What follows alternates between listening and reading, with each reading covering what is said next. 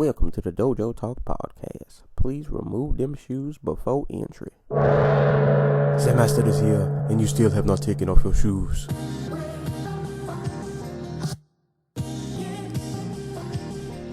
Yeah.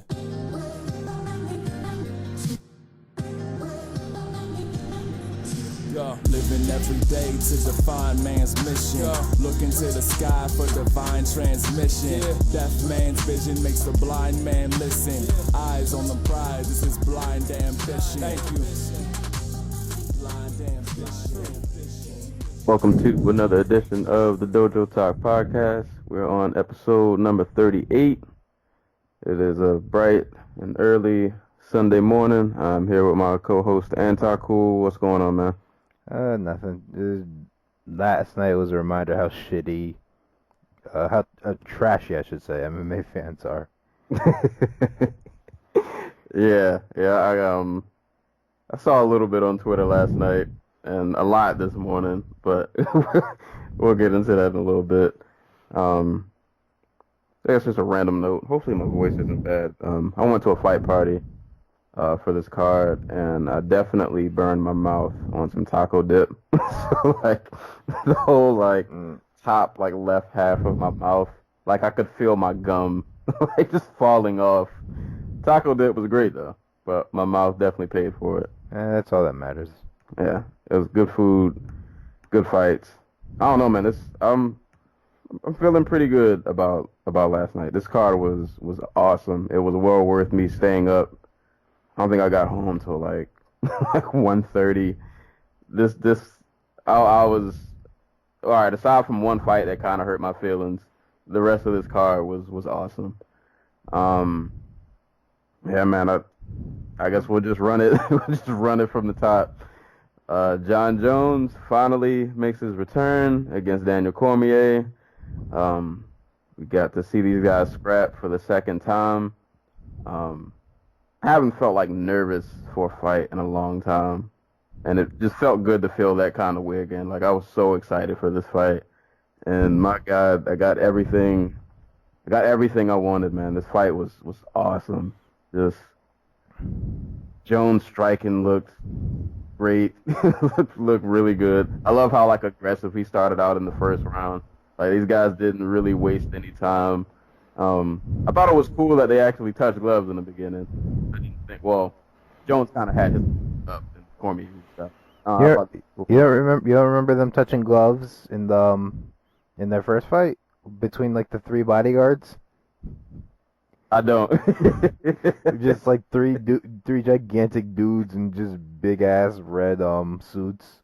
Just standing there. No, okay, yeah, I do remember that. Yeah, with the red suits. And they were filming it from Jones's angle, so you could always see the very top of Cormier's head. But that was cool. It was good to see respect after all the trash talk. But yeah, man, this fight was Jones came out in the first round just I don't know. I don't remember the last time I've seen him look that aggressive before. And to me, his striking looked really crisp.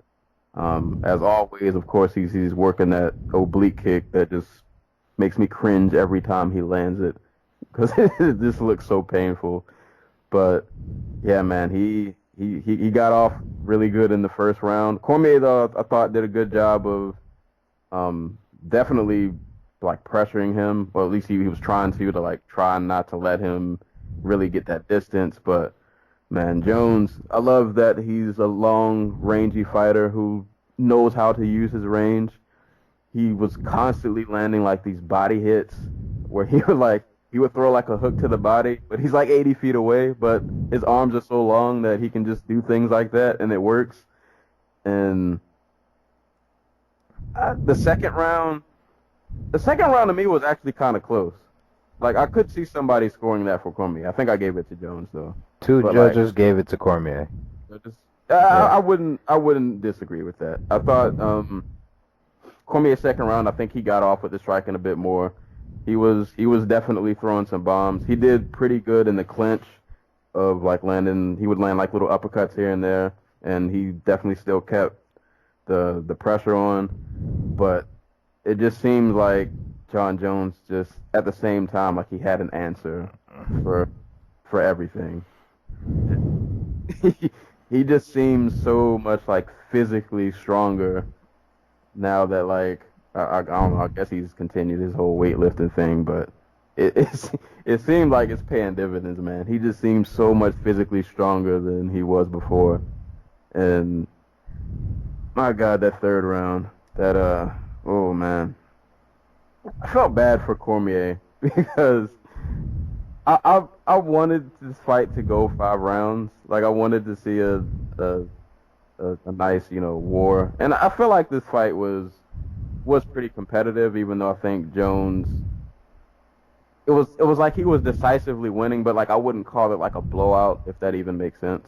Like Cormier definitely had moments. There were things that he did right. It's just that I don't know, man. Jon Jones is just he's just Jon Jones sometimes, and like there's not. I don't know, man. Yeah. And then the head kick comes, and Cormier just hits this mean stumble, and I didn't even notice the first time in real time, but like when Cormier was stumbling back, and Jones tried to like trip him. Well, I guess you could say he kind of did because it got him off balance a bit, and then like he landed against the cage, and John does like this kind of like flying knee slash flying kick to the body, and then Cormier hits the ground, catches some hellacious elbows to say the least, and yeah, man, Jon Jones he looked great. That could go on and on, but yeah, what were your thoughts on the fight?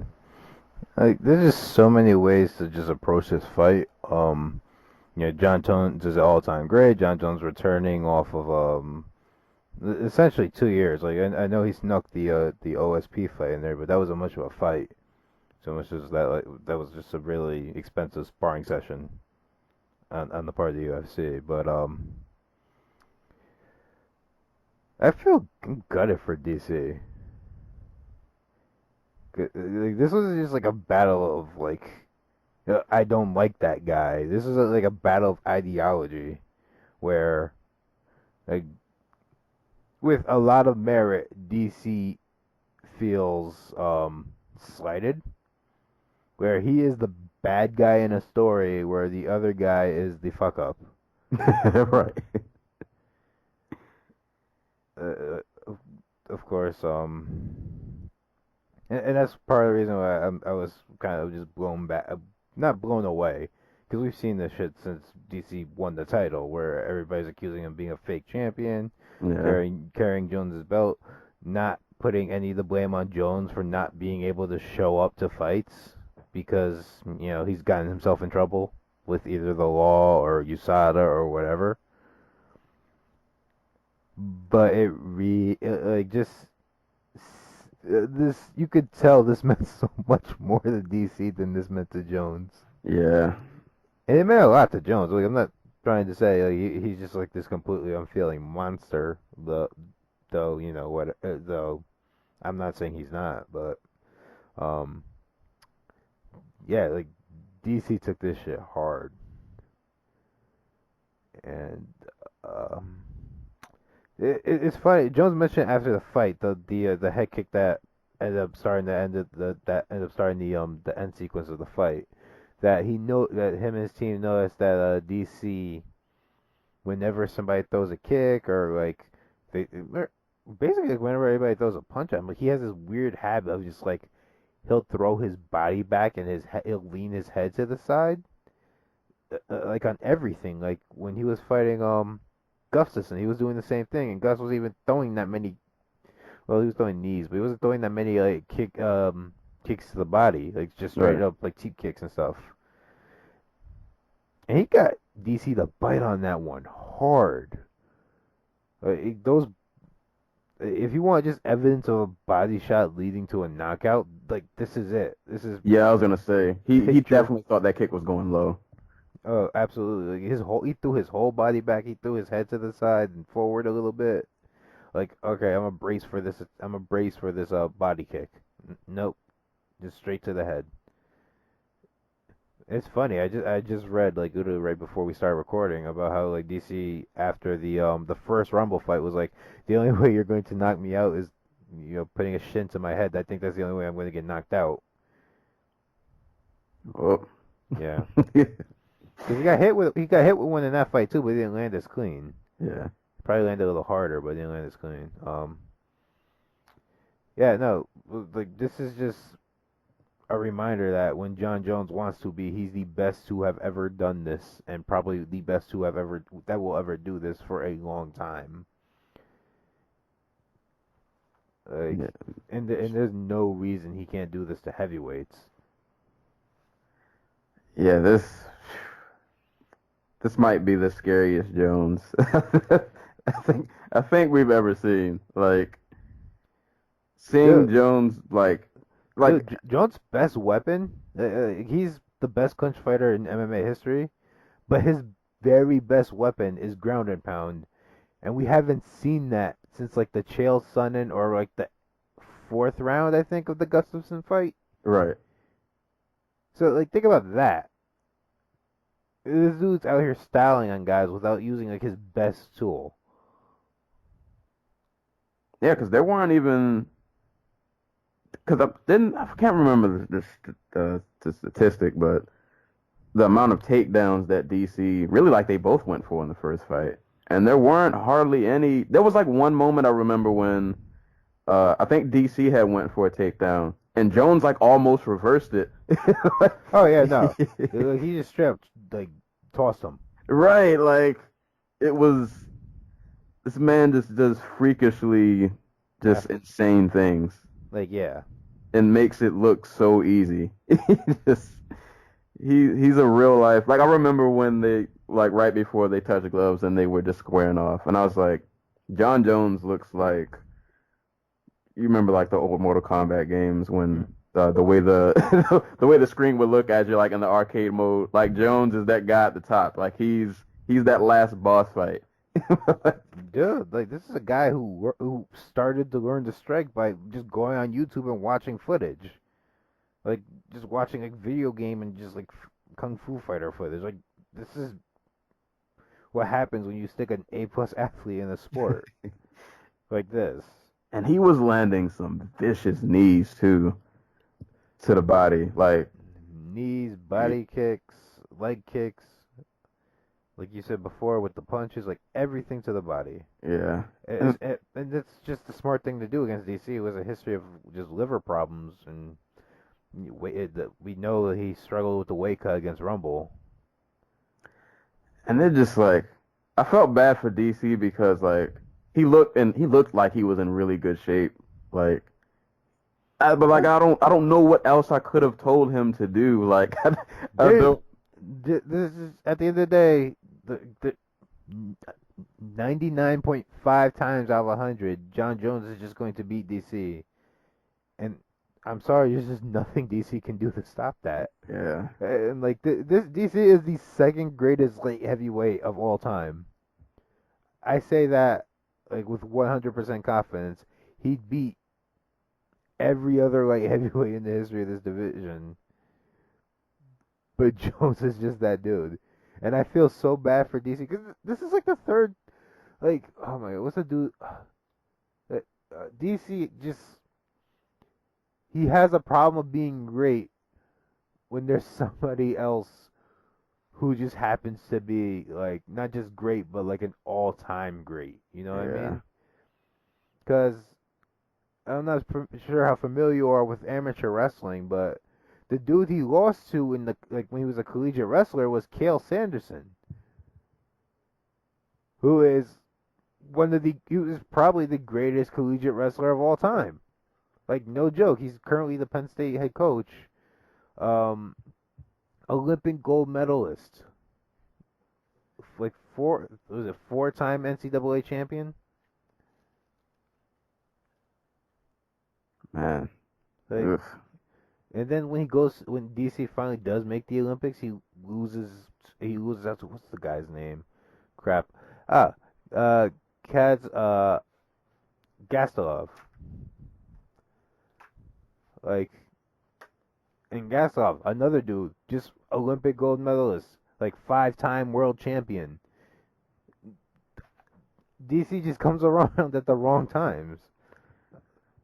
Yeah, it was like he ran into a Titan. But like, I don't want to undersell his performance though. Like he definitely, I can't remember what round it was, but there was some weird moment where like DC was taunting him a little bit for like, I don't know if it was like a punch that he kind of slick like dodged, or I guess he was trying to poke fun like it didn't hurt. But and like he winged a couple of rights that definitely tagged Jones a bit. Dude, knocked Jones' mouthpiece out of his mouth. Right, yeah. Well, it was funny because I feel like Jon Jones just didn't care that he didn't have a mouthpiece. Like he just never stopped. Oh no, he didn't. He really didn't. He just kept going. But yeah, like DC, like he did he did things right, but it's just like it's Jones. Like it feels so bad because it's like if it's anybody else that's not Jones, that DC probably wrecks him. But like Jones is just, oh man, I don't know who beats this guy, especially at 205. Like I don't know how. Like it's still, my best guess is probably still Gustafsson. Because believe it or not, the place Jones is the worst at is at range.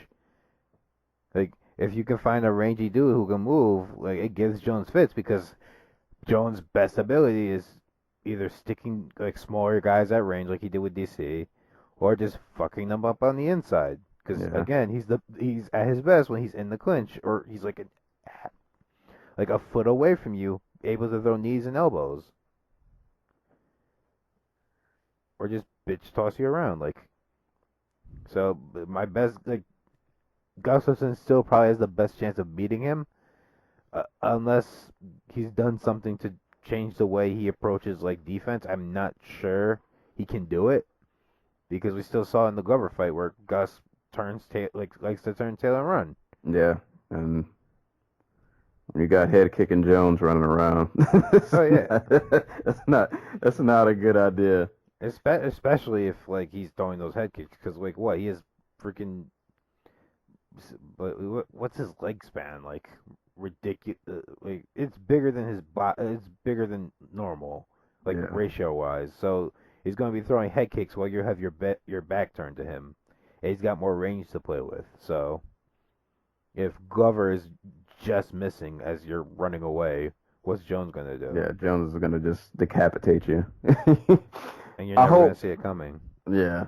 I hope that fight does happen. Like, I know he called out Brock Lesnar, and, you know, who doesn't want to see a freak fight every now and then, but, you know, with the way Gus handled Glover, I think he's definitely earned that rematch, and that's another fight I've been wanting to see for a long time, to see them go at it again, because that first fight was so epic.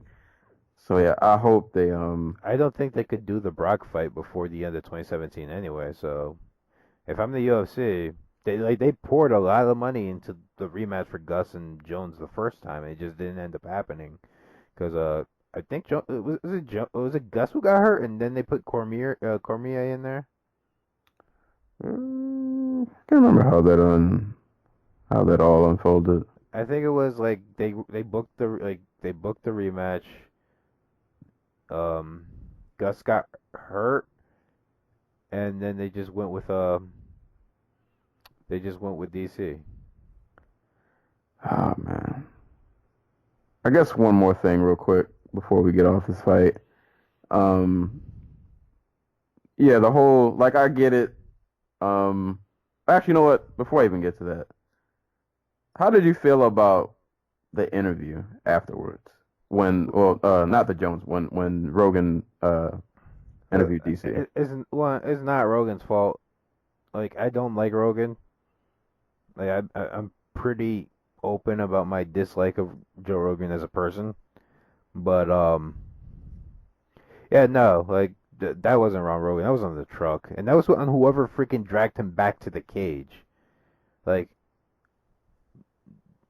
I get it. What was it? The Forrest Griffin Tito Ortiz fight, the last one.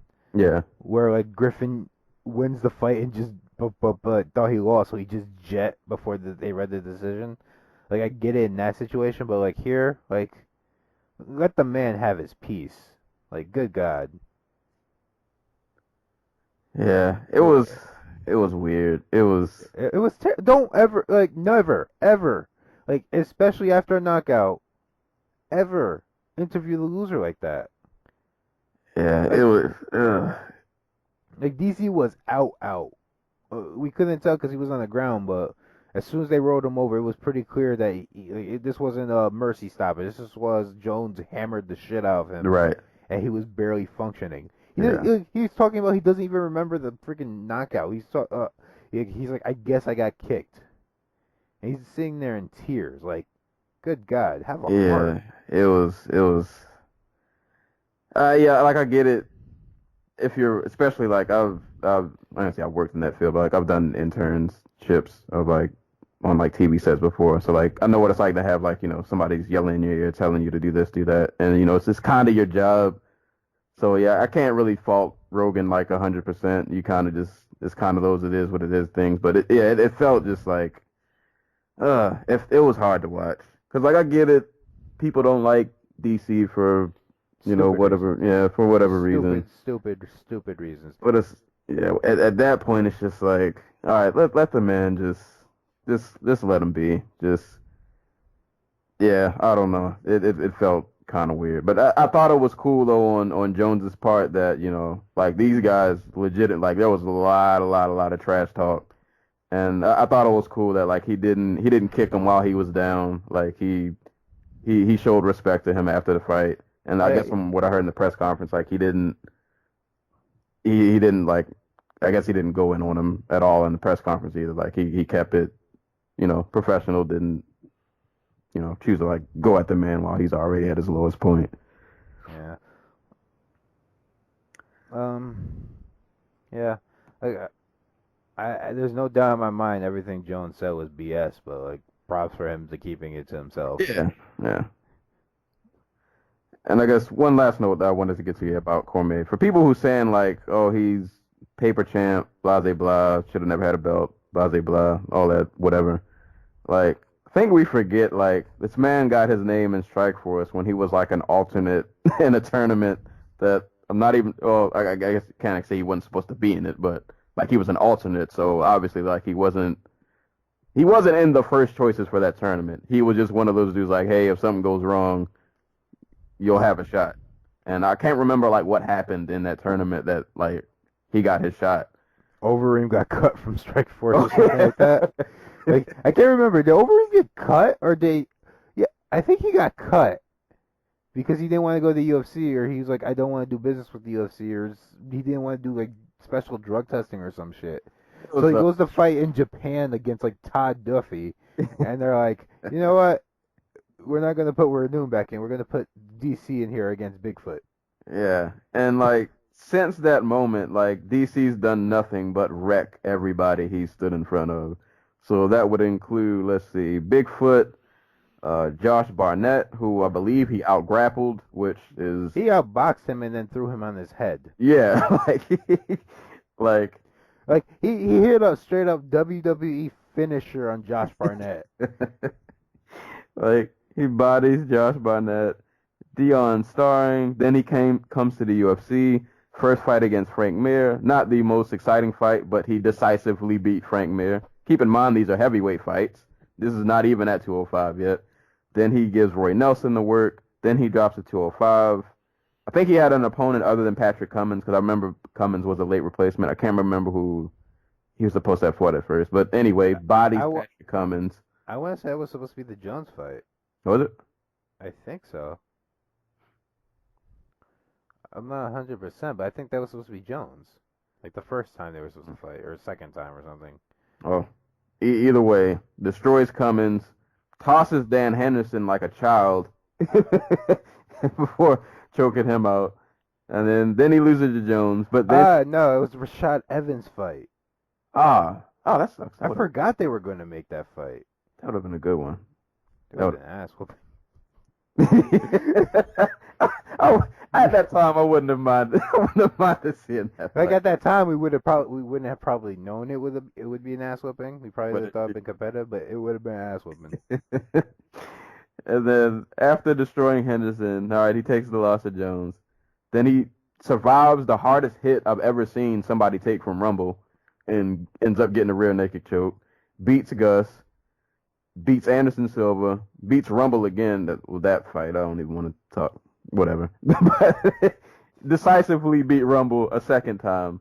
So, like, literally, other than Jones, this man has done nothing but win against high-level competition. Not even just win, but like win really competitive, hard, fun fights. Like Right. the Gus fight was a war where he got dropped in the third round, stood up, and still won the round. And keep in mind, like, 38. Yeah, like, this dude came to the sport hella late. Like, Yeah. How long's he been fighting since? Like I want to say like 2010, 2011. Let's see. Actually, his first fight was Strikeforce Challengers 3. This was in 2009. So that would be what 8 years ago. So he'd still only be like 30, 29 years old. Like that's old. And like, yeah, like literally anybody not named Jon Jones, DC probably beats. If DC stayed at heavyweight, he might be the champion right now. Like, so yeah, like I get it. People are gonna have their fun with the memes, the crying. I get it. Get a few jokes off, whatever. But like, If you're one of the people who just like relishes in this shit and just like freaking like you see this as some God, I'm trying to phrase this right because the way I see it is people think this validates Jon Jones as like a decent human being, which is absurd. Like this is a redemption story for Jon Jones. right. This is Jon Jones just finally learning like like if I'm going to be a fuck up, let's try not to do it in private. Let's not try to do it in public.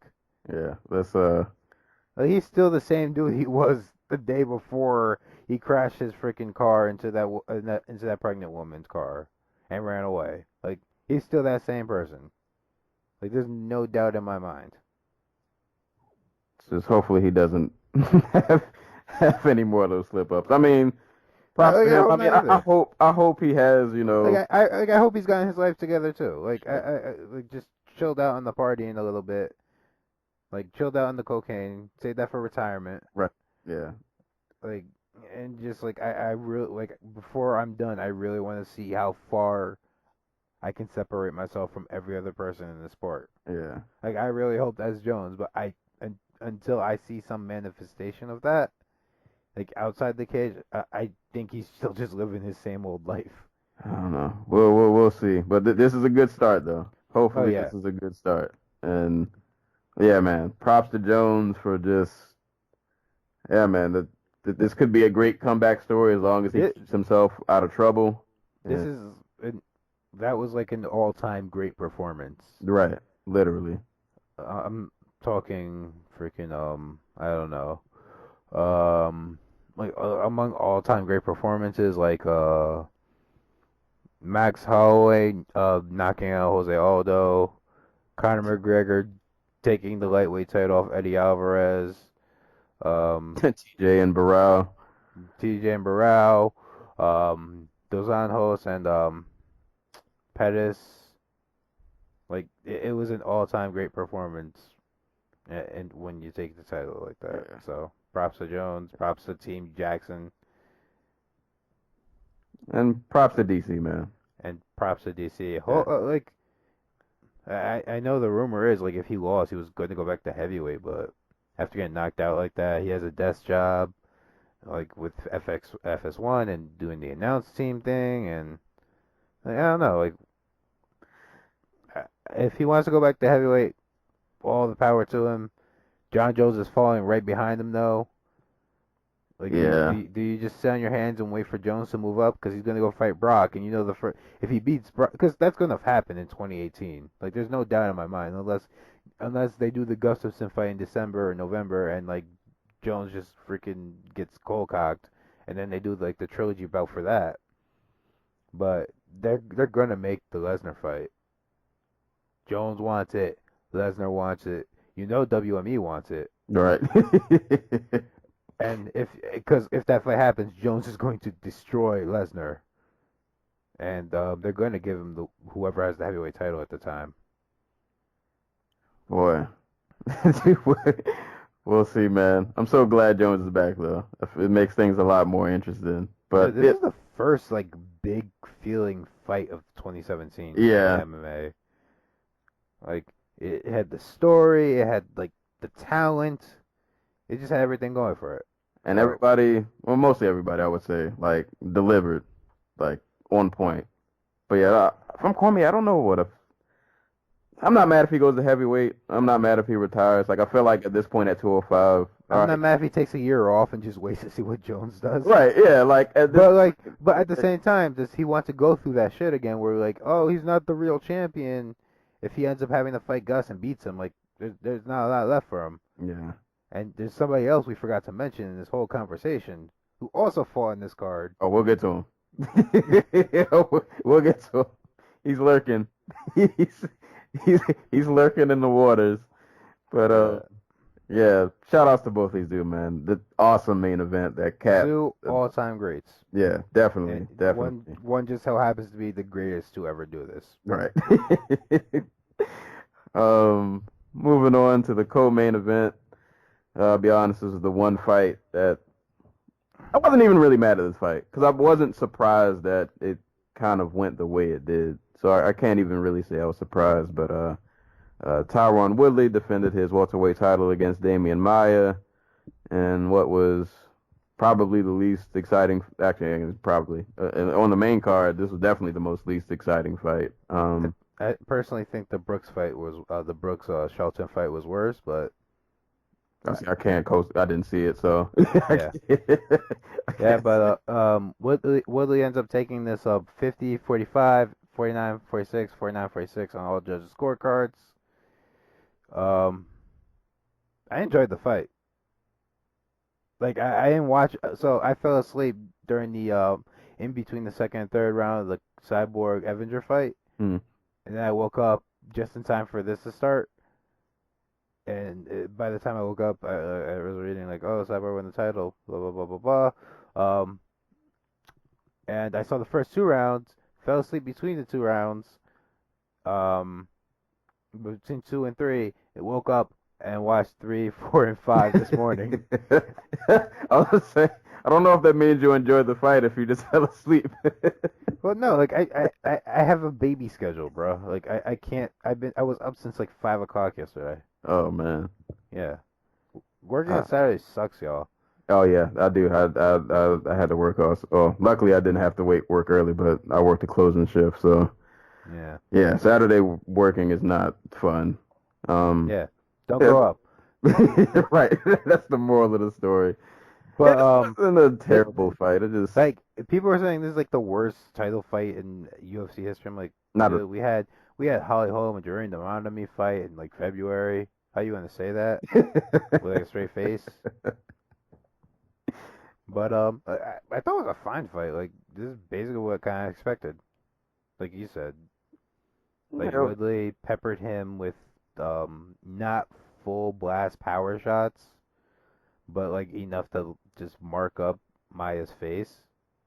And he was active enough like to keep it interesting. Like it's not like at any point these two dudes were just staring at each other. Like the Wonder Boy Woodley, the second one. Like I think people just waiting for that kill shot. Yeah. Like when you have power like Woodley's, like if you don't knock somebody out, it's just held against you. Yeah, for whatever reason. It's like I get it. Like you're not gonna overextend against a dude like Maia, who you know the minute he gets you on the ground, you're done. Like I think a lot of the animosity for Woodley just comes from the fact that people think he can do more. And like even in the post, I'll say this, in the post fight interview, like like Woodley was just talking all calm, like the dude hadn't broken a sweat. If you go back and like listen to the interview, he's just talking all normal, like no heavy breathing, like no signs of he just went 25 minutes in a fight. It was kind of actually funny. He was just like, He's like, I put on a phenomenal performance. Blah blah blah blah blah blah. I mean, it is what it is, man. Like I don't.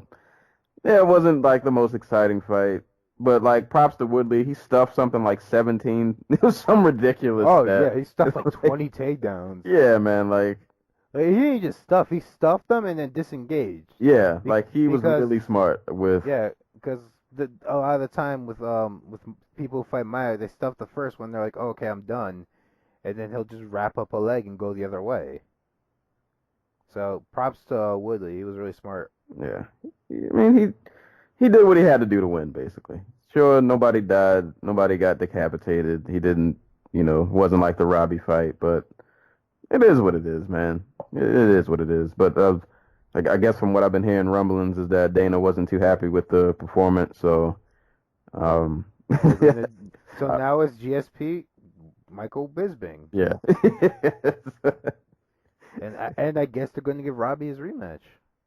I mean, I'm not mad at that, and yeah, we'll definitely get to that fight. I wouldn't be mad at a Robbie rematch, Yeah. But it is what it is. I mean, props to Maia though. That like I'm just happy he finally got a title shot at 39 years old. The fact that he's even still like around and still hanging with top competition and beating most of them is like crazy. But Like, this is the first fight where at 170 where Maia just looked completely outgunned. Like, he gave Jake Shields and Rory McDonald all types of shit in those fights. Like, if you go back and watch him, like, at one point he mounts Rory McDonald, and is just like peppering away at him, trying to get like him to give up his back so he can get a rear naked choke. But this is the first time like Maia's just been straight up out of his depth. yeah, I don't think he had nothing. I will say, I thought going into this fight, Maia has underappreciated striking abilities. Like, here we saw him land the straight left. When he fights a guy who is a southpaw, he actually has a pretty good jab. He's just a defensively terrible fighter because he has no his reaction to any type of offense coming at him is to jump like 4 or 5 feet out the way. Which is where a lot of I guess Woodley's hesitance comes from. Like, he was getting tagged with those left hands when Maia threw them, and then when he would go to engage Maia would jump out the way, and Woodley refused to follow because he'd get tagged by those left hands. So, yeah.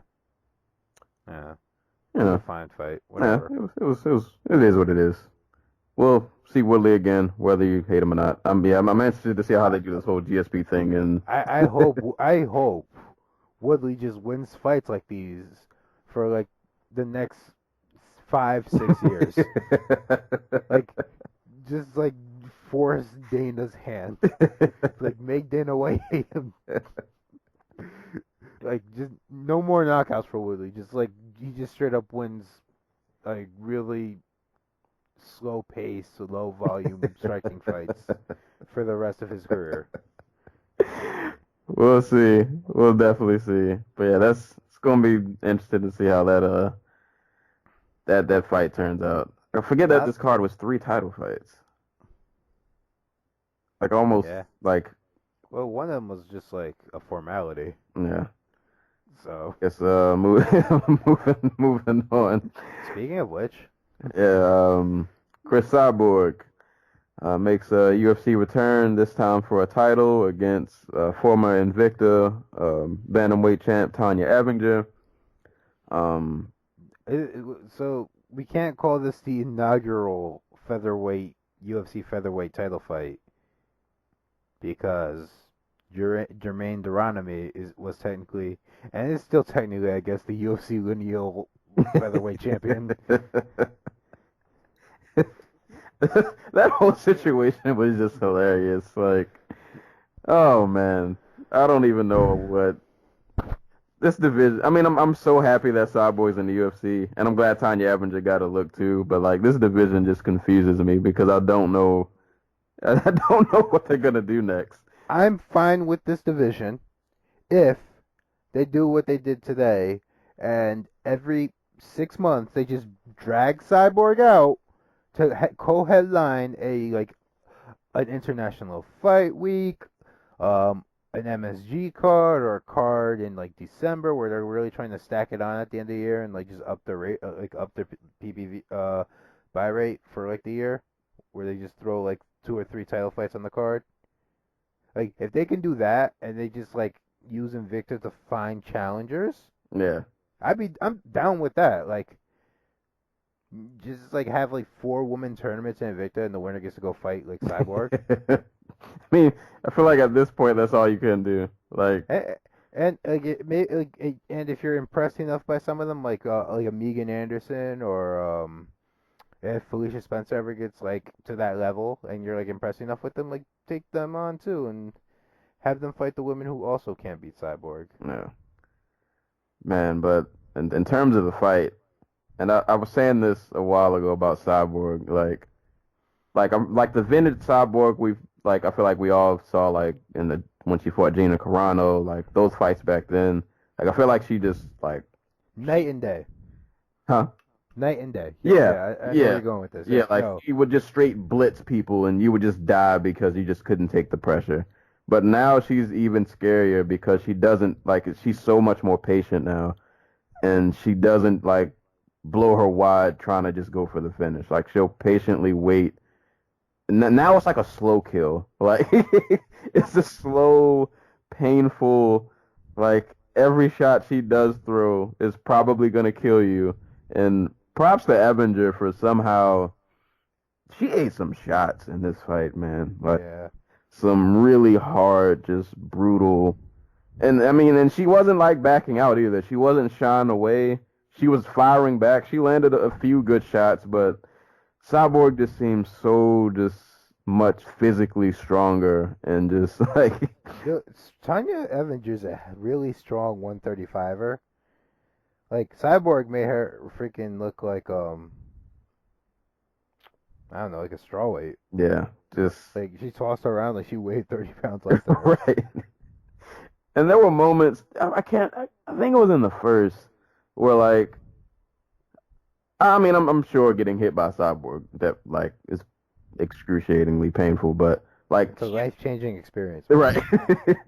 She caught Evinger with like what looked like on the screen. It didn't look like a punch that she even threw like a lot of weight in. Like it was like she just like flicked her arm out, but like it rocked her. And I just like how hard does she? I mean, I don't want to find out from personal experience, but like I just want to know like how hard does she hit, man? Because it just seems like every punch she throws is just like it could be it. Like I don't understand how Evinger. Like I feel like it was a win just to go 3 rounds. Like anybody else probably would have died in the first. And Like we already talked about the finishing sequence, where Evinger just eats 3 clean knees to the head, then drops. yeah, it was. It's just savage. Yeah, it was a beastly performance, and it's just like I don't know, man. I don't know. I can't think of another time in any division. Maybe like the light heavyweight, not even because there's still DC and Gus and I guess Rumble, since he's talking about that fight might bring back his flame for the sport, but whatever. But I can't think of another time in any division where there is such an athletic, such a technical, like just an experience gap between the number 1 fighter and literally every single other fighter in the division. God, yeah, she is. Who does she get next? Like, what do you do after this? I think. Well, I read somewhere that she's interested in fighting Holly. So I don't know. Holly Holm or Megan Anderson or I don't know. Maybe they forced Jermaine Duran to be the fighter at threat of like getting cut. Like I don't know. I don't know after that like what you do with her, but for the immediate future, probably Megan Anderson. Yeah, I wouldn't mind the Durandamy fight just for like It's like a formality. Like, hey, you were the champ, so you probably should kind of fight Cyborg just for like a just because situation. But yeah, I wouldn't be mad at the Megan Anderson. Really, I'm not mad at either. Like at this point, I just want to see Cyborg fight. So Yeah. I kind of Like- just don't care who they throw in there. Just if they're half a name, hey man, why not? Just go in there, see what you can do. When they made this fight, I kind of was upset because well, I was upset, but it wasn't because I don't like Tanya Evinger, because Tanya Evinger is cool. Like you go on Twitter and you read tales from like Julie Ketzi, like, no, she's gotten in fights with people in Walmart parking lots before. Like just straight up fights, and I'm like, that sounds awesome. That sounds like the type of fighter I want to see him in my cage fighting. Right. But Evanger's whole thing was that she eats punishment while she tries to close range and like physically overpower her opponent and try to drag them into the late rounds and just stop them on attrition. Like you're not gonna out muscle or just out tough Cyborg. The Hiroko Yamanaka fight, I think that's her name, the dominatrix lady, who was at one point like the number 2 or 3 featherweight in the world. The fight lasted like 15 seconds, but the fight starts with the fight ends with both of them connecting on a punch, and like Hiroko lands clean, like it's not a picture perfect power punch because she gets hit in return, but she lands clean, and Cyborg eats it like it's nothing. It's just straight up like if a fly had landed on her forehead or something like that. No, so point being, you're not going to just out tough and try to go gun for gun with Cyborg and just eventually beat her. Not at all. If you're going to do it, it's definitely not going to be the way Evinger does it, where she takes her opponent down and grounds her out that way. It's going to be on the feet. You're going to have to overwhelm her, and you're going to have to land more than once, and you're going to have to be throwing in like volume, which is why I kind of like the Anderson fight, even though I thought she was going to get stomped inside of a round. Like maybe she'll show a new wrinkle in Cyborg's game. You know what I mean? But yeah, no, I don't see how you beat Cyborg. You try. You put up a valiant effort and just hope you don't get killed. Like maybe you roll for like a leg lock. Yeah, you're right. At this point, like you just got to do something just unexpected. Just I don't know. Come out with a wheel kick. Do one of those Fabricio Werdum enter the dragon kicks to start off the fight. Like, but the thing is, like her athletic gap with everybody else. How Cyborg isn't like an Olympian at something, like a boxer or like a judoka or a wrestler or freaking even a soccer player or something, is just beyond me. Because she's one of the most athletic women I've ever seen. man. And just a real quick note before we get off this fight. For all the people who wanted to see, who were like so confident that like Ronda would have beat Cyborg back in the day, y'all should be glad that fight never happened. Oh God, dude. Ronda versus the Cyborg that fought Gina Carano, maybe. Ronda versus the Cyborg that fought Marlos Kunin the second time, hell no. Friggin'. Oh God, I really wanted to think about it. Cyborg would have starched her so bad. like you guys thought the Holly KO was vicious. Like Cyborg would have like literally lifted her head off her shoulder.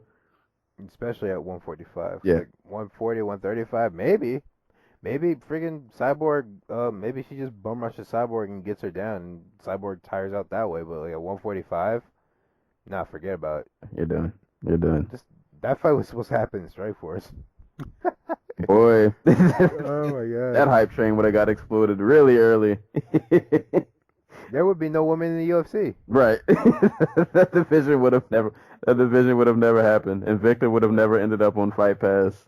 Hey, The- rumor is Ronda's coming back. Fight Misha Tate for the third time. Yeah, the funniest freaking part about that is if they had just given Misha Tate the third freaking fight like they promised her when she beat it was Jessica I, right? Or was it yeah, I think it was Jessica Yeah. I. So if they had given her the freaking fight like they promised her if she won they were gonna do, instead of giving it to Holly Holm, Ronda Rousey might still be champion. They still might have their million-plus draw. Oh boy, So we'll see. I wonder if they ever learned their lesson. Obviously not, because Yeah. yeah. So, but Why would she fight? I mean, I don't know. I don't get why she comes back to fight Misha a third time though. Like you beat her twice. I mean, if you're WME, I get why you make the fight. People are gonna watch. It's a money grab. so apparently her movie career post 2 losses in a row, or even post the Holly fight, has Yeah, not it's been been going well. It's not going well. Like Yep. she signed that deal with Lifetime. Did not go in her favor. Um, the movie she had before the home fight kind of fell through after the home fight. I mean, I don't, And from last I heard, like the director for what's that movie called with Patrick Swayze? Roadhouse. Roadhouse. The Roadhouse remake that she was supposed to star in. So the director sent her to go get acting classes. So that's how that's going. Yeah, I was gonna say, like, I don't know why people thought the whole Hollywood thing was gonna blow up. Like, she's fighter, yes, come back to fight. That's get a different coach.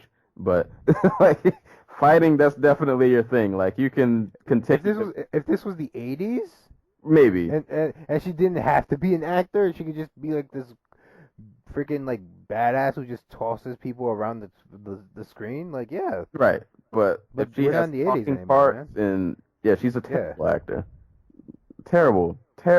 Like when she was in what was that, Fast 7? I can't remember. One of those Fast movies. Yeah, she was awful in that movie. Just, and not to bash her, but literally she was awful. Like there's no other way to describe it. But no, she's not a good actor. not at all. I was kind of hoping her bio movie did well, like came out, because like she has a fascinating story. Like it's not often we get to see like big budget movies about like a judoka, so I was hoping that came around, but seems to have fizzled out after the home loss and just nailing the coffin after the Amanda Nunes loss. Yeah, I hope she comes back though with a different coach. Like, From what I heard, she's still at Glendale. oh boy, well, yeah, I'm not even gonna. She is not. She is not. I've heard tales, and I think I told you it's like off the podcast, like the story about her getting chased out the gym, like before she went to Glendale's. She got chased out of the gym. I can't remember. She didn't get chased out the gym, but from the story I heard, she got caught with she was sparring with some dude, and like he caught her with like a jab. Like it apparently wasn't like anything crazy, but like she kind of broke down. Broke down, like ran to grab her bag and left. Like she like just kind of like, yeah, like emotionally broke apart. That's not, Like she's a fragile human being. ugh. Yeah, it's not a good look. But I hope she comes back and does well. But yeah, Same, because like I think she's good for the sport. yeah, and she's as much as I wasn't like a huge fan, like she is very talented, and like if she could fix the holes in her game, she would probably be nearly unstoppable. But Coach Edmond, whatever. I don't know what else to say. But Bankruptcy. That's what he has to say. She never paid him a dime, man. That's what he said. man, he shouldn't be paid that time. I wouldn't if I lost that under your watch that terribly. Moving on to the next fight. In my mind, this was my co-main event. Donald Cerrone, Robbie Lawler. I mean, there was no other way this fight could have gone other than extremely violent. And Yeah, I was definitely pleased with what I saw. Um, how you feel about this decision? Who'd you score for? I'm biased. Like Robbie Lawler is the most exciting fighter in MMA history in my eyes, and it's like not even close. So I had him. I had him winning 2-1, 29-28. But like, there's no reason you couldn't give that fight to Donald Cerrone as well. It was super close. It was. I actually think it was like one of the best striking performances of Cerrone's career. Yeah, I think he got a little outworked in the first. Robbie came out guns blazing, just He's yeah, freaking stormed he him. just sprinted in the first. Crazy clinch work, uppercuts, elbows, just completely blitzed Cerrone in the first round. But I was worried he was going to punch himself out. yeah, see, I was wondering if I think he might have had a small dump because it seemed like in the second round, like he wasn't as pressured for it as he was in the first, and Cerrone was able to like work better at range, and he definitely started getting busy with the hands. He was landing some really good combinations, and I think Robbie, I don't know, I think Robbie did have like a temporary dump because it just seemed like that second round, Cerrone just he was in much better control. I had them 1-1 going into the third. The first time I watched it in real time, I gave it to Robbie. I rewatched it this morning. I thought Cerrone won, but I'm not gonna argue the decision because, like you said, I think this is one of those fights that no matter who you would have picked and gave the decision to, I wouldn't argue against it. Like it was that close of a fight. But yeah, Cerrone did. He looked really good though. I was worried that this fight would be violent up until the point that Cerrone would like get clipped and then he would just fade away. But That's the thing. I was surprised he ate what he ate in the first round. yeah, yeah, But my worry in this fight was just like we see these two fight and they both be just kind of shells of their former selves because they're both coming off knockout losses. Um, they're both had just a whole career of just straight up wars, and I don't know, they both went out there and I want to say Robbie looked a little bit not chinnier, but like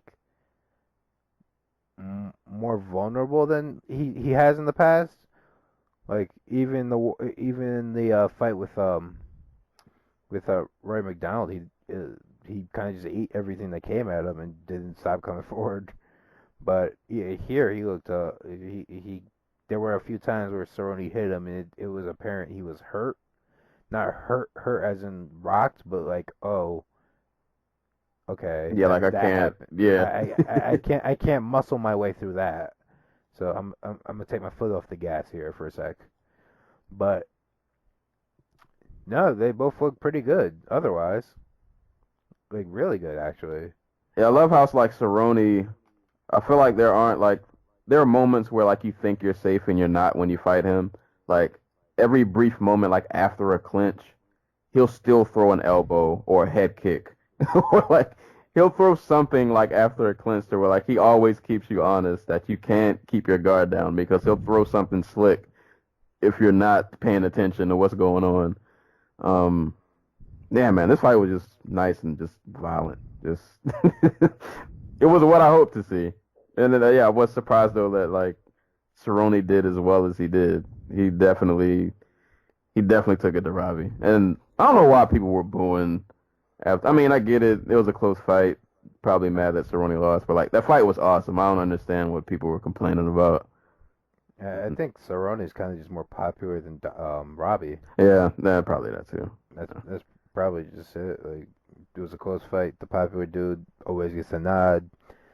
But whatever. Robbie, any day, Robbie Lawler gets a win. It's a good day. Yeah, man. Nice violent win. I don't know what. Well, I guess we have to wait to see what that title picture turns out to be. I feel like it's kind of a mess up there. I think Woodley lost himself the GSP fight Yeah. because like I said, we've talked about this before. I don't think GSP wants to fight Woodley because the cost benefit is just not in his favor. Mm-mm. Like he could go win that fight, but at the same time, he's going to get the crap beating out of him like Maya did en route to winning the fight. In fact, it probably look a lot like the Hendricks fight. And all he would get from doing that is re-winning his welterweight title that he left 4 years ago. Like there is no winning for him there. Yeah. Except like he gets a payday, but like the payday versus Michael Bisping probably slightly bigger, probably takes slightly less damage or a lot less damage. Probably just uses the easier route to victory. Yeah. We'll see. But yeah, I wouldn't mind seeing Robbie get the Willie rematch, and I'm always game for Cerrone in any fight. I don't care who he fights. I was actually thinking, like, after that fight was over, I would love to see Cerrone and Condit if Condit's ever gonna. I think Condit's gone. Things done. I'm still keeping hope alive, but like I don't. My heart won't let me let Condit go. Like I think Condit. The only reason Condit's not retired is because he thinks he can get the Nick fight. Are they still trying to make that a thing? They tried before. I'm assuming they don't have a lot of things to offer Diaz, so that's got to be one of them. Condit, GSP, welterweight title fight, maybe. Anderson Silva teased it, didn't he? That he wanted the rematch. Did he? Oh, I wouldn't be mad at that again. Let's do it again. Yeah. It produced the most magical moment in MMA history. With Diaz is laying down the floor. Yeah, at this point, man. Yeah, I'm not mad at either of those. But props to Cerrone, man. That was an awesome fight by both. Awesome performance by both. Could have gave it to either of them. Definitely looking forward to seeing both these guys again. Yeah, like nobody loses anything here. Like Cerrone goes 0-2 in his last two, but he looked great, and Cerrone's never gonna get fired. That's the thing. Right. Like, so, like I think like they give Diego Sanchez like a big ass leash. Like Donald Cerrone will be in the UFC like 10 years from now. Right, forever. Like the day you see Cerrone get cut, that's the day you should worry. Like exactly. The day that Cerrone gets cut is the day that like he can no longer form complete sentences, and the UFC has to let him go before he just straight up dies in their cage. Right. Yeah, he's gonna be around in wars for a while. On to a next fight that wasn't much of a war. It was a one-sided war. Yeah, it was a bomb. Like, this is the one fight on the card that kind of hurt my feelings. I wanted Manuwa to get the win, but in 42 seconds, Vulcan, no time owes the bear, just quickly just dispatches Manuwa. Like, they started off kind of just quick filling each other out, few strikes here and there, and then they got to a clinch that I think Manuwa initiated, and then just like real quick, man, I think Vulcan hit him with like a left and then an uppercut, and like in real time, I didn't even really see it, like it happened so fast, and I think the uppercut rocked him, and then after he backed up, that was just it. He got backed up, I think he ate a left, and then like he got pushed to the ground. I think his head like bounced off the. Dude, like yeah, that's the whole thing that knocked him out. Yeah, like I mean the punch definitely rocked him. Not to take away from the punch. No, the punch hurt. The punch hurt him, but goddamn, his head bounced off the damn mat like a basketball. It was. I felt really bad for him, man. Like it. That fall was just vicious, and then the ground and pound afterwards, it was like, man, this guy's done. And yeah, he got up and he was like trying to wrestle the ref, and it was like, oh no, like it was one of those like it was a great knockout, but like it was one of those where like I felt really bad for him, like it was. But props to Vulcan though, man, like he came in there and wasted no time, like literally he just went in and starched them. So, just to put this into perspective for everybody, 3 years ago, 5 fights ago, Volkan Ozdemir was fighting on Bellator 115, getting beat up and submitted by Kelly Anderson. 5 fights later, he's a UFC heavyweight title contender. Your fortunes could flip in a very short amount of time. Was it him? I can't remember if I'm mixing up my fights. Was the Cerrone fight? Was that like the Phantom Punch KO? Was that him? That's the one where he hit him literally right behind the ear. 30 seconds. Okay, yeah, into the that fight. was him. Yeah, like this guy, man. He's just starching people. Like, Don't push the clinch with Volkan Ozdemir. yeah, that's the moral of the story. You clinch and you lose. And I mean, at 27 years old, he's 3-0 in the UFC. And I mean, like all of his wins are against pretty good competition. Like he beat OSP split decision, killed Cerrone, and then he just killed Manua. And just like that, this man is probably like a fight away from a title shot. Watch him fight Glover next and lose. Cause that's the way these things go, right? Right. Like you build up a head of steam, then they have you fight Glover Teixeira, then you lose. Right. And then Glover just makes you look extra average. I was thinking of I know ranking wise it probably wouldn't make sense, but I feel like at 205 I don't care about rankings at this point. Like just get whoever you can in there. All the best light heavyweights not in the top 5 are currently fighting in Bellator. Where's that oh he's not ranked. I mean, he only fought once because I was thinking of that Reyes kid. I was thinking of him. Man, he only has one fight. Yeah. Let him build. Let him get at least one more fight before he fights a top 5 guy. Because that's how these things go. What's Latifi doing? Oh no, he's got a fight lined up, I think. He is fighting Tyson Pedro. Where's Corey Anderson been? Recovering from what Jimmy Manuwa did to him. Yeah, so I mean, Ozdemir, I guess because I don't know if Shogun has a fight booked. He's fighting OSP in Japan. Why are they redoing that? Because Shogun's on the biggest win streak of his UFC career. Like, why? This is like he's on a 3-fight win streak. This is the biggest win streak of his UFC career. Like no joke. Like the last time he's won more than one fight in a row in the UFC was when he beat Mark Coleman and Chuck Liddell in 2009. I didn't know that. Man, so yeah, man, Vulcan's arrived. Shogun's legitimately one left hook away from being a UFC UFC title contender again. He's currently the number 4 guy in the division. Man, that's wild. That is. Imagine if DC retires, he just moves up. Right. Oh, he's number 6. Oh, never mind. Still though, like he's still like he's there. He's in the. He's not getting the door. Yeah, he's at the door. Him and Vulcan and. Yeah. I guess Vulcan should have. I don't know. That's the thing though. They're gonna do Gustafsson. Like it's not even like props to Vulcan Ozdemir, but there's no way they don't give Gustafsson the title shot. Yeah. Like the only way Vulcan was gonna get a title shot this year was if Manua and Jones pulled out. Yeah, the stars would have had to align, but I mean, I guess Vulcan can fight Glover, but yeah, the thing with that fight is like you want fresh faces, but Glover seems to turn all of the fresh faces away. He just beats the crap out of them.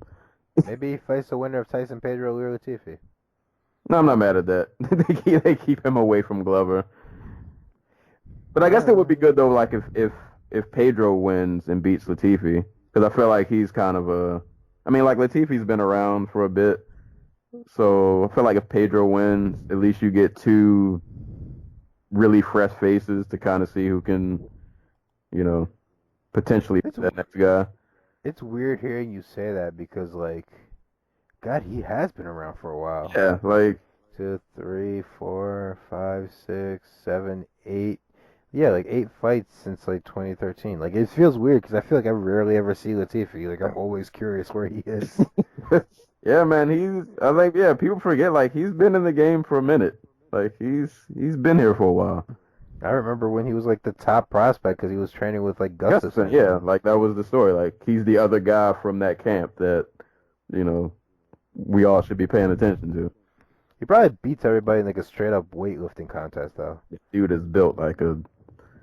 He's literally like he's built like the Hulk. Like it's scary. It's scary to watch. But man, props to Ozdemir. Yeah, man. Keep getting people in the clinch and just making them feel like they're safe before you just kill them. But yeah, that was the main card. Awesome main card. But on to some of these prelims, which were also awesome. Hold up. Let me scroll down here. All right, so we had Ricardo Lamas and who? Somebody Nick Diaz. No. Well, I know the Hick Diaz, but God, was it Cruz? Somebody called him the hillbilly zombie. I can't remember who said that, but one of the announcers. I can't remember if it was one of them called him the hillbilly zombie. I was like, I kind of like that name, but Hick Diaz, I think that sticks. I'm not. I like both of them, but Lamas, Jason Knight. I was anticipating this fight. I'm not surprised that it went the way it did. I mean, Knight has looked good in his first. I think he's fought twice, right? He fought Bruce Leroy and twice or three times. 3 times. 3? 4 actually. He fought Kawajiri. Oh yeah. Wait. He's fought a bunch more than that. He fought Kawajiri, Ehlers, Hooker, Bruce Leroy, Chas Skelly, and now Lamas. Oh man, I forgot. So he's 4-1 in the UFC heading into this fight. But I mean, he looked good in those fights, but this is a huge step up in competition, like a really big leap. And I mean, I can't say it was too much too soon, considering he was like 4-1 or 5-1 before this. I mean, I guess they just wanted to see where true barometer is. I thought it was weird that I can't remember the sequence. Like there was a point where like they were on the ground. I think he went for like a knee bar or something, and he ended up not getting it or whatever. And then like it was weird when they first stood up, like after that sequence was over, because Jason, I don't know what happened. He looked so like nonchalant, like I don't know, like because he just got caught with a right that I feel like he could have avoided if he was just like more aware of what was going on. But that's just Jason Knight's thing. he's Hick Diaz. He doesn't give a fuck. Because like, he just got up so lackadaisical, like he just there was no like awareness or like, oh snap, I'm fighting, I should probably protect myself, because he just got up and he just ate. I can't remember if it was a right or a left. He ate a punch that like just clearly stunned him. Yeah, no, like that whole ending sequence where he's just getting the shit beat out of him along the cage, and he's trying to circle away, but he can't get away. God, like heading into this, I thought Jason Knight was just too hittable against Ricardo Lamas of all people, because like Lamas doesn't have any particular skill he excels at. He's a really good athlete. He hits pretty hard, but he's not like this amazing takedown wrestler. He's not this amazing striker. He's just solid everywhere. But he's solid everywhere. And he's like the best opportunist in MMA. Like maybe Yoel Romero edges him out in the area, but like if you give him an inch, he'll take it a mile. Yeah. You screw up, he's gonna make you pay. It kind of shows why the only people to beat him in the UFC have been Aldo, Mendez, and Holloway. Guys who can either get him out of there early, or who just can fight the perfect fight for like 5 rounds. Because if you're off, like remember the ending to the which fight was it? Well, the Bermudez fight, the Swanson fight, and the Coke fight. Do you remember the endings of those? I remember I'm trying to remember the Swanson fight. Oh no, I'm getting it mixed up with the Holloway fight. Okay, no, I'm drawing a blank. So in the Bermudez fight, he literally drops Bermudez with a jab. Oh no, yeah, I did remember. Okay, yeah. And then guillotines him, like instantly. In the Coke fight, like Coke is like doing his thing. He's not getting outworked. I actually think, if I remember right, he won the first round.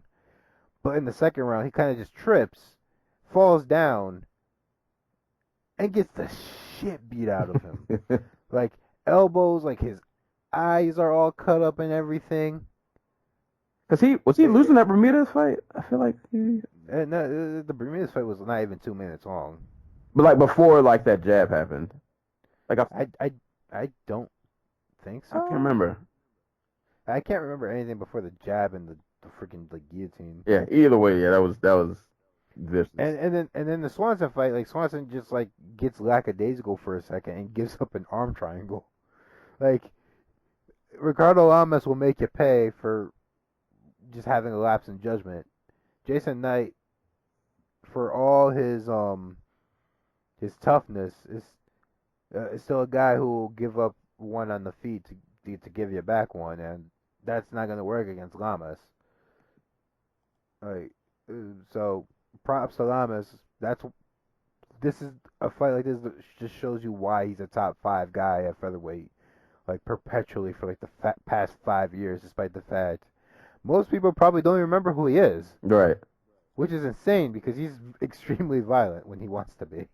And he's had like a lot of good fights. Yeah, he's beat the Bronx. He's beat Diego Sanchez. He beat Bermudez, Swanson, Hioki. He's like never not been in the top 10. Like, dude, he's been a top 5 featherweight since he's been in the UFC.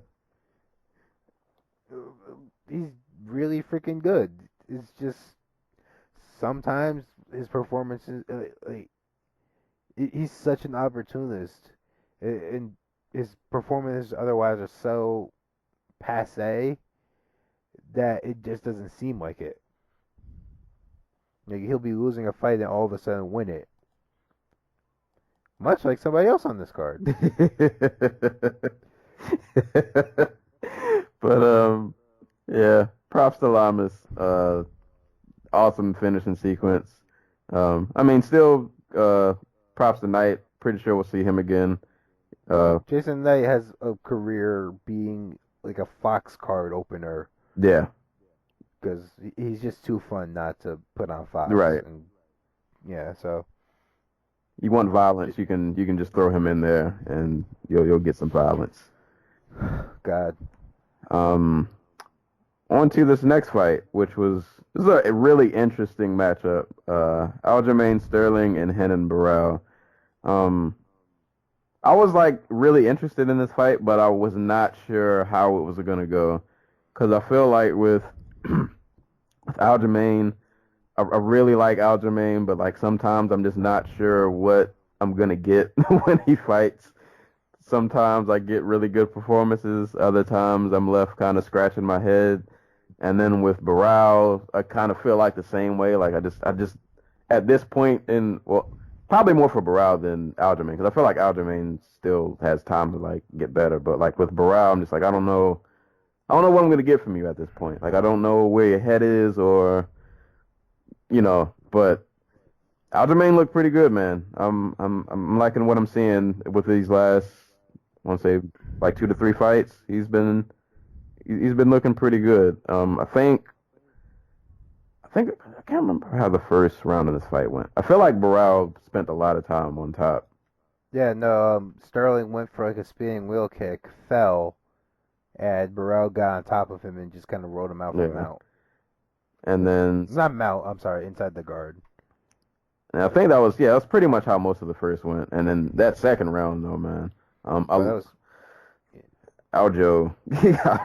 got busy, man. So Woodley has we made a big deal of Woodley stopping like 20 takedowns in the co-main event.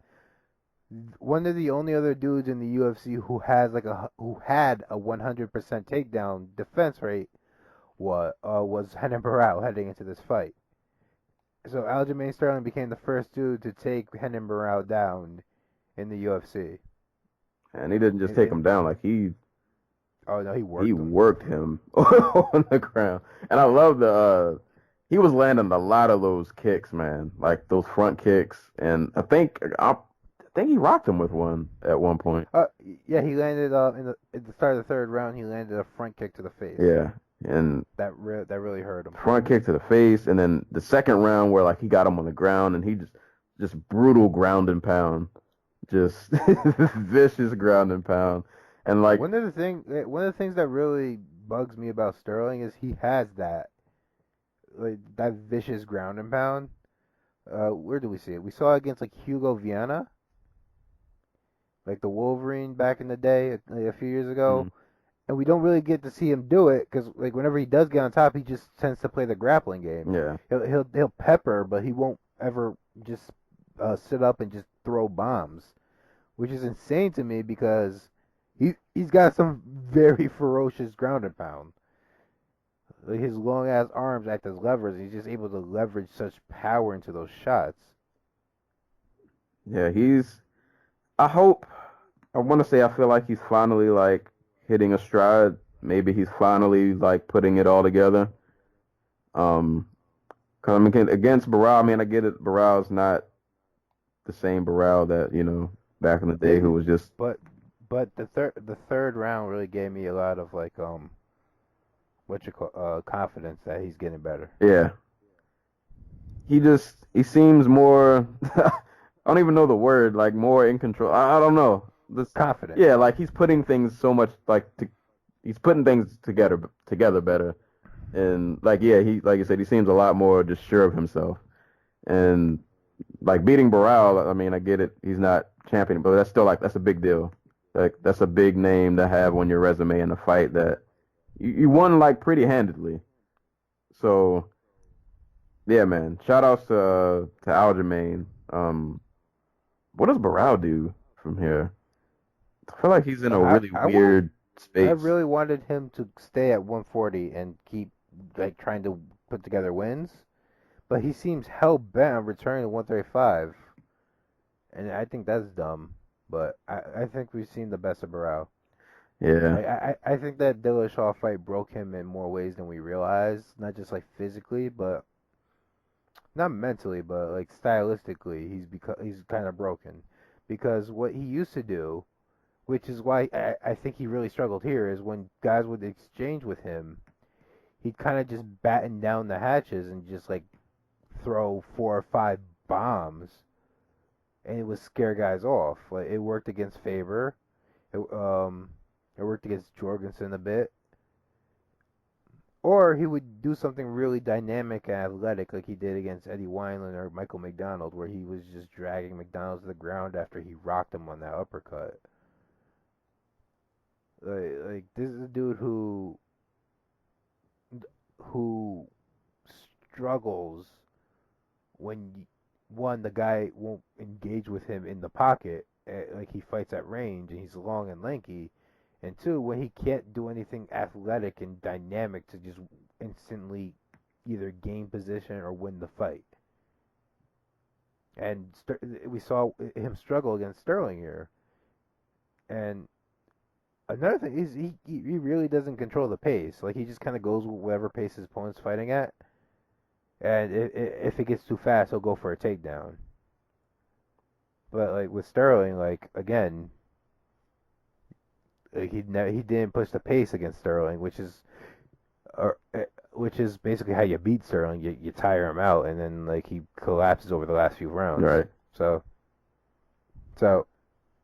I don't know what Barral does if he doesn't want to go and try and make his way at 145. Like going back to 135 is just going to result in more fights like this. It's probably going to get worse because the people, like, since he's left, everybody's gotten to, like, a better striker. Yeah. Yeah, they're not the same division that he was tearing through back in the day. Like if he fights like a Jimmy Rivera or a Thomas Almeida or freaking what's the other dude's name with the a John Dodson or like a freaking John Lineker, he's getting knocked out. Yeah. I don't think it's a chin thing. I think it's a stamina thing, and I think it's just a stylistic thing. We'll see. But Aljamain's moving slowly up that ladder again, getting his name back up there. So I found it hilarious that they gave him They gave him a choice between Dotson and Barrow. Like they just wanted him to lose. I think he definitely made the smart choice though. Yeah, because Dotson probably would have knocked him out. That's one little guy you probably don't want much parts of. But yeah, shout outs to Aljamain. That was a pretty great fight. And the last prelim that I pretty much saw all of, another fight that I was really excited for, Brian Ortega and Renato Carnero. Forgot what's his nickname again. Moicano. Moicano, yeah.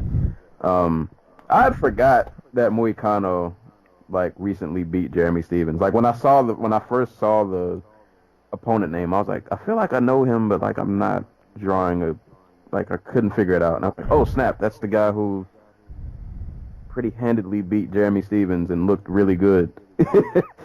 So like this fight was another fight where it was just so much violence. Just any Ortega fight is probably gonna be violent, but this was another just awesome fight of these two dudes just both being willing to just stand in the pocket and just trade. I think I gave Ortega the first round. Yeah, he had rocked Moicano a couple times, I think, in the first. The second, I think I gave to Moicano. Even though he was still like trading in the pocket, I thought he was landing the cleaner shots, and he seemed to be doing better with range. And can't say not getting caught because they feel like they both were catching each other, but I just thought Moicano was landing a bit more in the second. But that third round, speaking of people being opportunists and taking advantage of very like split second just moments. So what was it, Moicano I think had went for a takedown, and for just a very brief moment his head was out and he got guillotined for his troubles. And it happened just so fast. And they were mentioning, I think Cruz had mentioned it a few times during the commentary, like, you know, it's awesome to watch that the fight's on the feet, but he'd be interested to see how it would go if, you know, if Ortega went for a takedown or if just the fight went to the ground. And literally within seconds of the fight going to the ground, Ortega just snatches his neck up, and that's all she wrote. And I love watching this dude fight. I love watching this dude fight. Dude, like, I had Moicano up 2 rounds. So, in my eyes, Brian Ortega has never won a fight in the UFC. Or has never won a round in the UFC. Except for the rounds where he gets the finish in. So, that's insane. Hold up. Moicano's really fun to watch off the back foot. Like, really fun. Like, the way he was putting, like, those punches together when Ortega was coming forward, he was really he was letting off, like, heaters. I'm surprised Ortega wore all that power so well. With no swelling either. Like, yeah, like, none. Like, Moicano was piecing him up at one point in the second round, but he just kept coming forward. Like, there no signs of duress whatsoever. Just, you don't see that type of composure very often. right. And a young dude like Ortega, like, a guy who doesn't have a striking background and who doesn't have like 30 fights under his belt. But Ortega looked great on the feet, especially compared to like where he used to be, where it was just kind of like where he's getting outworked on the feet by Clay Guida. Like, this is night and day better, and just has me more optimistic about where he ends up at, like, in the top 10. Like, he was in there before this fight. He's probably gonna climb after it. Like, I don't know how much longer he can keep going, losing rounds, and then just banking on a late finish. But Hey, man. this is like the 4th time in a row. All things are possible. He's finding ways. And it's not, he's doing it against good competition. Right. Like, Thiago Tavares, Diego Brandao, Clay Guida, Hanan Moicano, like, they're all good fighters. I don't understand. Moicano was supposed to be the guy who tested Ortega's ability to win rounds because he was not going to fall prey. Moicano was a process fighter who's not going to fall prey to this type of thing. But he broke. Like this reminded me a lot of the Tony Ferguson Edson Barboza fight, where Barboza's just piecing Ferguson up, but the whole way through, you can feel that Ferguson's pressure is getting to Barboza, and the fact that Barboza can't seem to hurt Ferguson is getting in his head, so he just like panic shoots on a takedown and gets submitted for his trouble. Hey man, T City. And shouts to the Sports Sound Off guys because they mentioned this. Like Ortega's game is very similar to Ferguson's now, with this just constant pressure and this threat of if you're going to take me down, I'm going to submit you. Yep. But the problem is he doesn't have the wrestling that Ferguson does. Like we saw him shoot for a couple of shots here. They were not all that impressive, or at least like driven. Like it didn't seem like he was really going for shots so much as he was trying to make him think he was going for shots. But without the wrestling game, to like that'll help you win rounds and win position and get to the ground when you need to, when you absolutely need to, because the guy in front of you isn't giving you anything on the feet. I'm not sure how he handles like a Cub Swanson or a Ricardo Lamas or a Frankie Edgar or a Jose Aldo or a Max Holloway. Like, he needs to create that chaos himself. Right. And those are not guys who I think are going to break under pressure like Moicano did here. Right, yeah.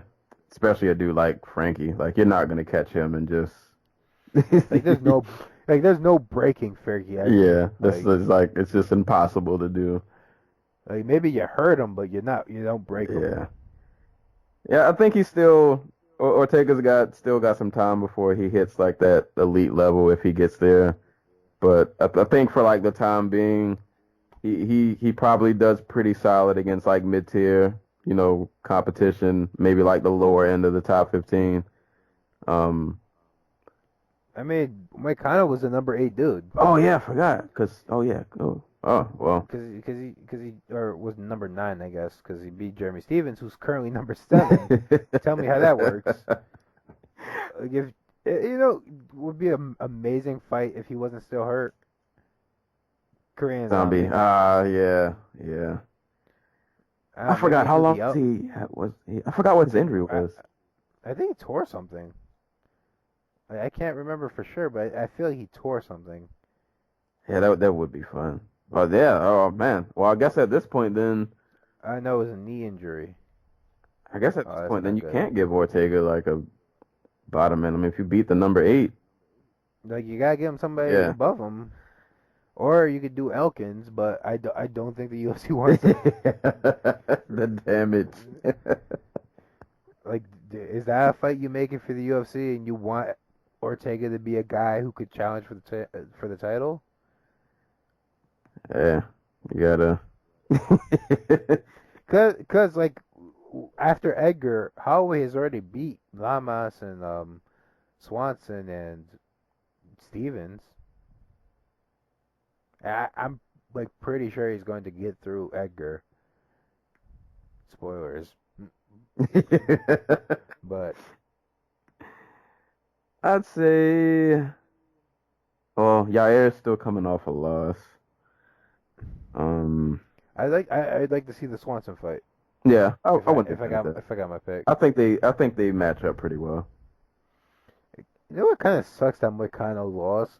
Because there's been this streak of especially in the past like 7 months, of featherweights, guys like Mirsad Bektik and Yair Rodriguez who've been taking like these steps up against guys who have a lot of experience in the UFC and coming up short. And Moicano was the only dude out of that group who actually made it past that stage when he beat Stevens. Right. But here he is losing.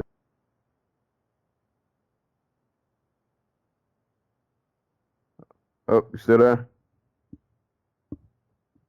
I guess Ortega was one of those guys too, but um,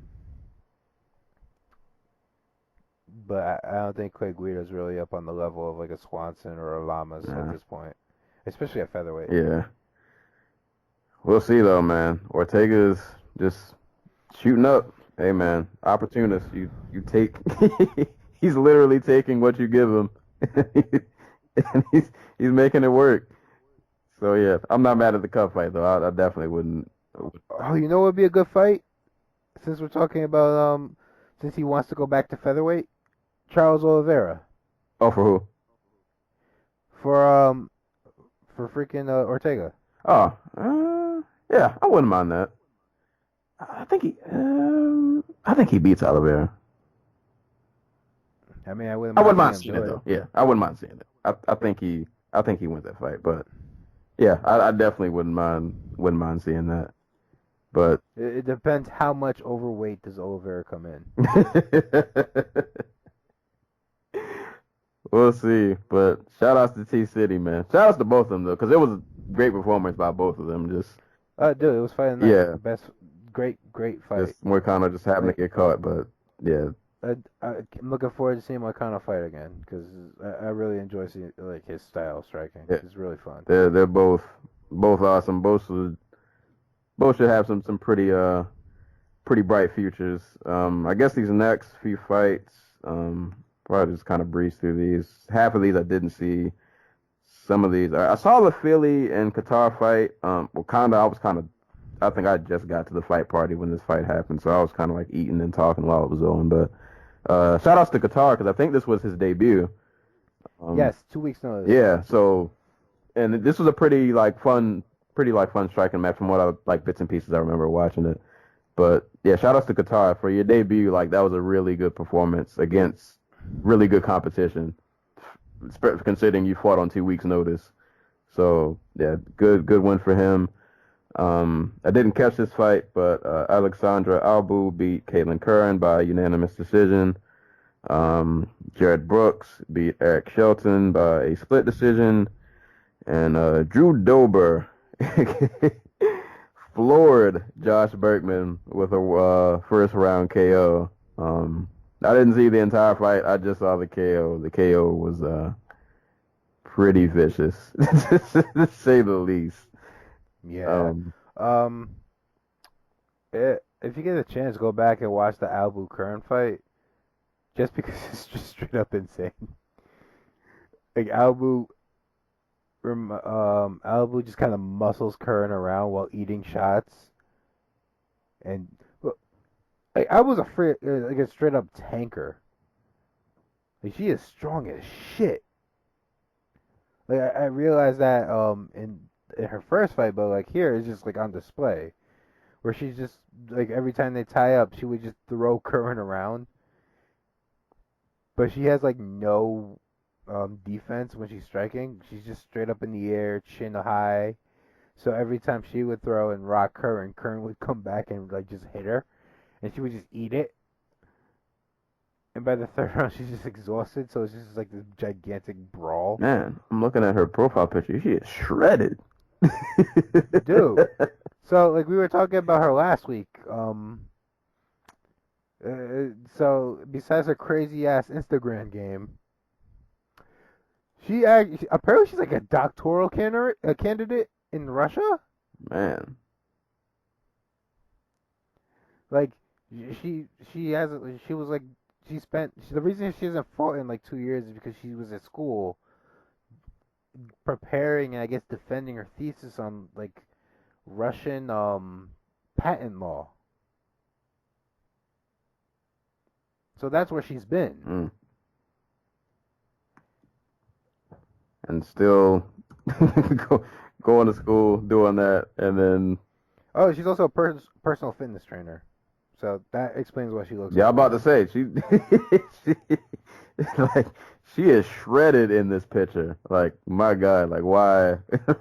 like looking at Albu's freaking like flex is like looking at Sage Northcutt and being like, that actually hurts me. Right. Physically.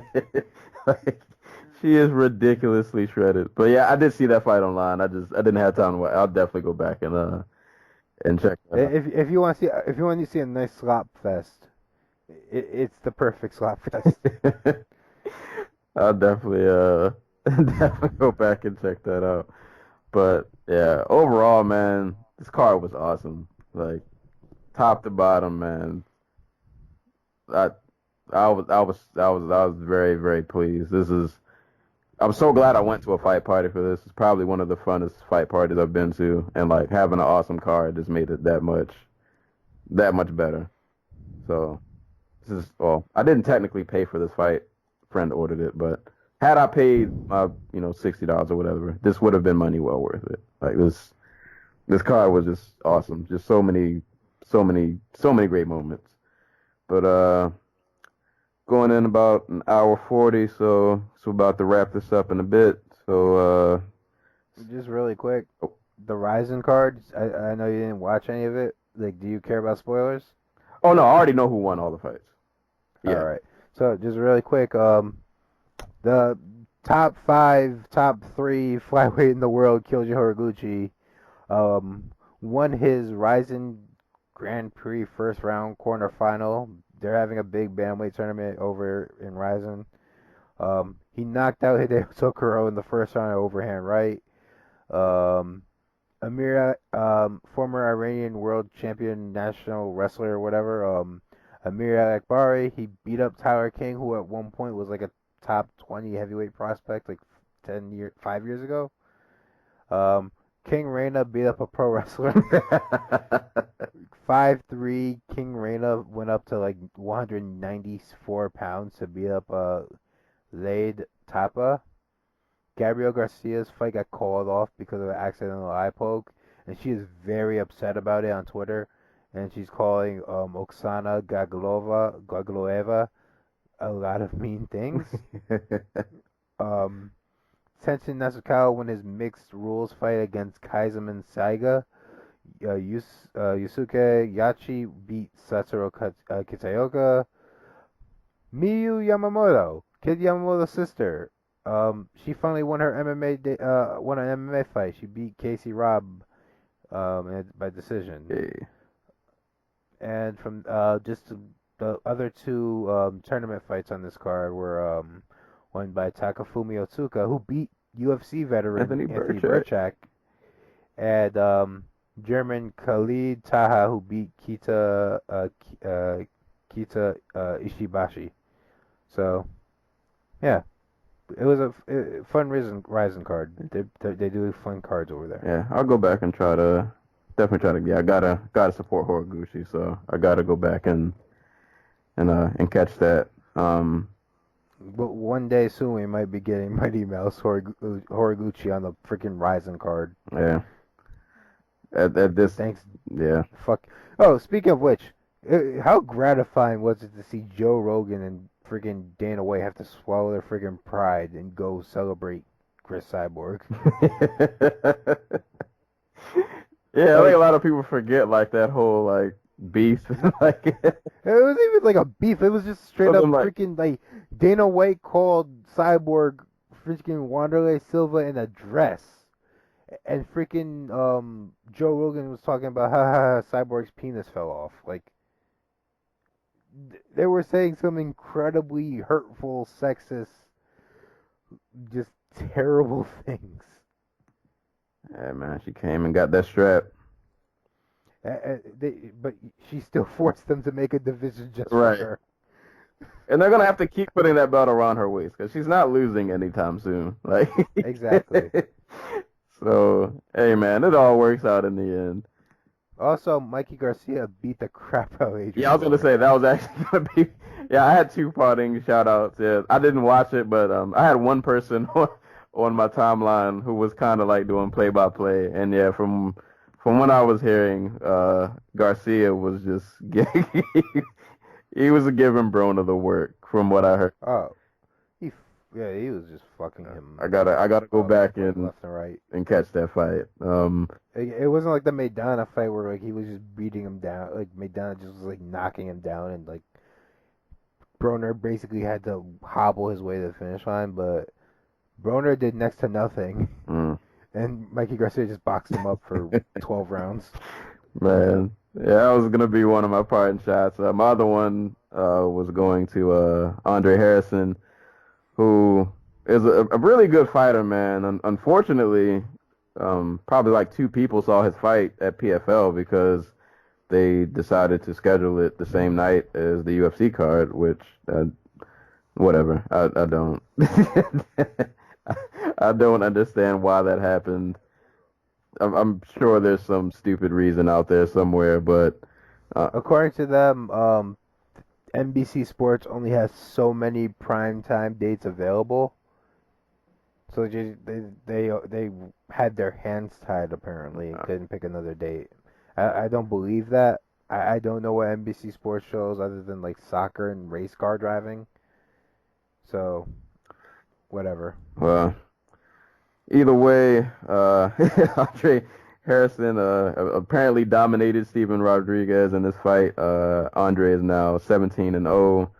I guess also on the same card, just a quick mention, Yushin Okami beat Andre Lobato and former Strikeforce welterweight champ, former UFC welterweight title contender Jake Shields apparently beat up, what is the guy's name? Danny Davis Jr. Wait. Jake Shields, man who beat 3 of the 4 Jake Shields, man who beat 3 of the 4 welterweights who fought on the main card of UFC 214. The GOAT. The GOAT Jake Shields still out there putting in work. Bruno Santos beat Rex Harris, and Josh Copeland beat Mike Kyle. And Jared Rochold apparently beat the crap out of some dude named Nick Rossborough. So, yeah, other good fights and stuff, going on outside the UFC. Just bad scheduling, terrible scheduling. But I mean, but I'm happy for Yeah. Harrison though, man. I hope somehow he can get more eyes on him. He's a really good fighter. Just over there, I just don't know how much legit competition he has, but. it sucks because he's just not excited. Like he's not exciting enough for Bellator to want him, and the UFC is in a position where they just are passing up on guys. Like look what they did to Jimmy Rivera, who freaking started his career with like no knockouts, Right. and they made him wait until he basically had 20 fights before they would even look at him. Yeah. Well, we'll see. Next fight coming up.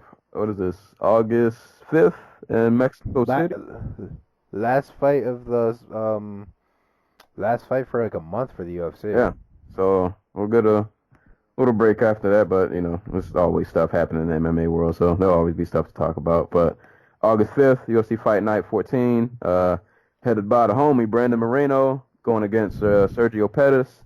Also on this card, you have Alexa Grasso versus Randa Marcos, Rashad Evans, and Sam Alvey. Dustin Ortiz, Hector Sandoval. So you got a few other good fights on here. Not really big on name power, but I feel like most of these cards that aren't big on names still turn out being great. So yeah, if you want to talk about Volkan Ozdemir, like talk about freaking Brandon Moreno. Or like the dude has come. He's 3-0 in the UFC. He's already got 2 wins over top 10 competition. Right. And he finished them both. right. So props to him. He's about to go for his 3rd straight in a row. He probably guarantees himself a title shot. Yep. Like I hope so.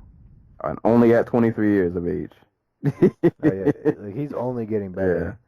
Yeah. And Sergio, shout out to him too, who's also, I feel like lately has been looking a lot better than he has previously. So should be an awesome fight. So we got good fights coming up.